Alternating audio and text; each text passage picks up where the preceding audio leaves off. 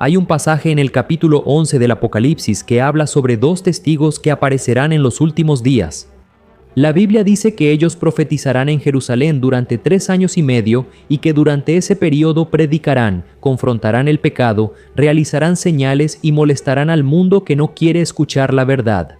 Pero entonces sucede algo impactante. Después de todo lo que hicieron, ellos son asesinados y sus cuerpos quedan expuestos en una plaza pública ante los ojos de todos. Todo el mundo va a presenciar esa escena y hay un detalle curioso en eso. Hace siglos, la idea de que personas de todos los lugares pudieran ver los mismos dos cuerpos al mismo tiempo parecía imposible. Pero hoy, basta tener una pantalla en la mano para que una imagen cruce el planeta en segundos, y al final, ¿quiénes son esos dos testigos? Eso es exactamente lo que te voy a mostrar en el video de hoy, porque la Biblia deja pistas mucho más profundas y claras de lo que la mayoría imagina. Pero antes de eso, suscríbete al canal porque quiero ayudarte en tu caminar con Dios todos los días, ¿ok? Así que vamos a empezar. El Apocalipsis no revela quiénes son estos dos testigos, pero a lo largo de los siglos, mucha gente ha intentado juntar las pistas y comparar esas características con personajes que ya aparecen en la Biblia. Uno de los primeros nombres que suele mencionarse es el de Juan el Bautista, y hay una razón de peso para eso. El propio Jesús hizo una declaración impresionante sobre él, diciendo que entre todos los que han nacido, nadie era mayor que Juan el Bautista.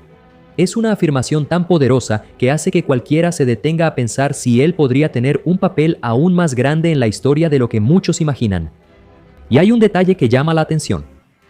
La Biblia dice que los dos testigos profetizarán vestidos con saco, una ropa sencilla que simbolizaba luto y arrepentimiento, y el ministerio de Juan el Bautista estuvo marcado exactamente por ese llamado al arrepentimiento.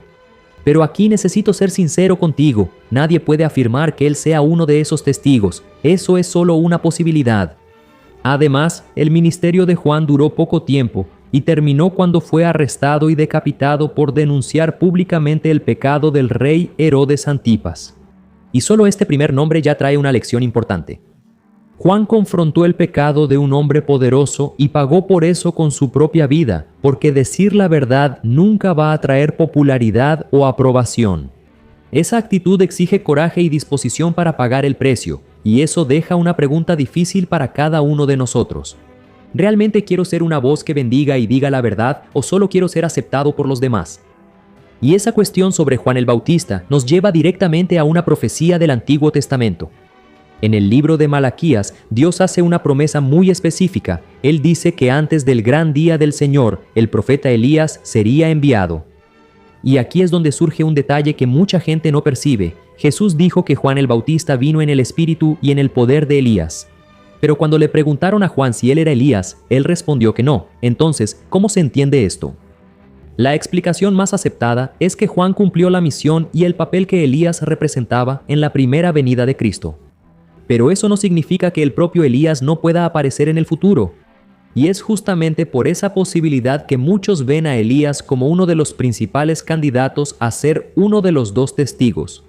Y la conexión entre Elías y estos dos testigos no surge por un solo detalle, sino por varias similitudes. El Apocalipsis dice que ellos tendrán poder para lanzar fuego contra quien intente atacarlos, y la historia de Elías estuvo marcada justamente por eso. En diferentes momentos, él incluso hizo que cayera fuego del cielo. Además, la Biblia dice que los dos testigos tendrán poder para cerrar el cielo e impedir la lluvia durante el tiempo de su misión. Y en cierto momento, Elías oró y la tierra se quedó sin lluvia durante 3 años y medio. Y si te fijas, ese es el mismo periodo mencionado en el Apocalipsis para el ministerio de los dos testigos. La profecía habla de 3 años y medio o 1260 días. Y hay otro detalle que pesa mucho a su favor. Elías no pasó por la muerte. La Biblia dice que Dios se lo llevó de una vez sin que él muriera.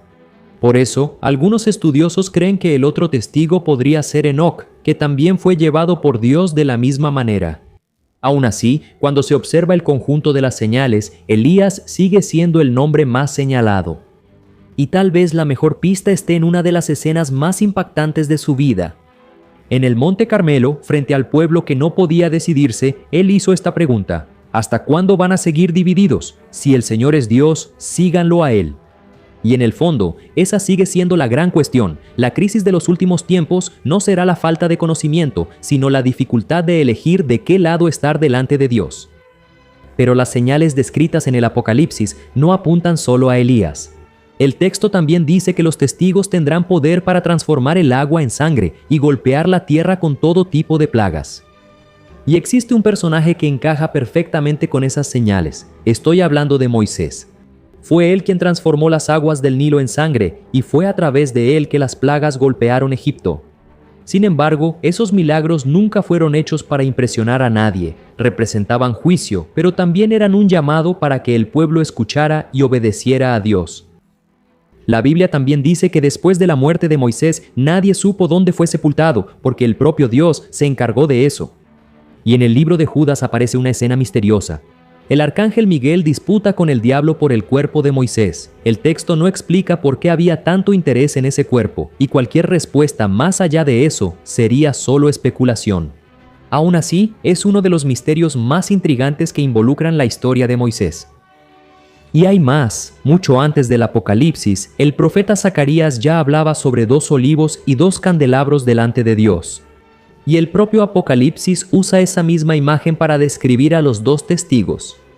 La Biblia también enseña que toda verdad debe ser confirmada por 2 o 3 testigos, por eso Jesús enviaba a los discípulos de 2 en 2. Cuando esas referencias empiezan a coincidir, 2 nombres aparecen con más fuerza, Moisés y Elías. Y hay una escena que llama la atención porque reúne exactamente a los 2.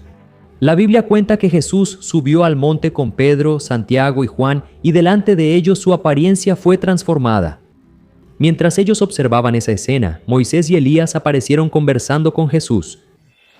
Moisés representaba la ley, porque fue a través de él que Dios entregó la ley al pueblo. Elías representaba a los profetas por ser la figura más destacada entre ellos en esa época. Y en ese monte, los 2 aparecieron al lado de Jesús, como si todo el mensaje de la ley y de los profetas apuntara hacia él. Todavía hay un detalle que llama la atención.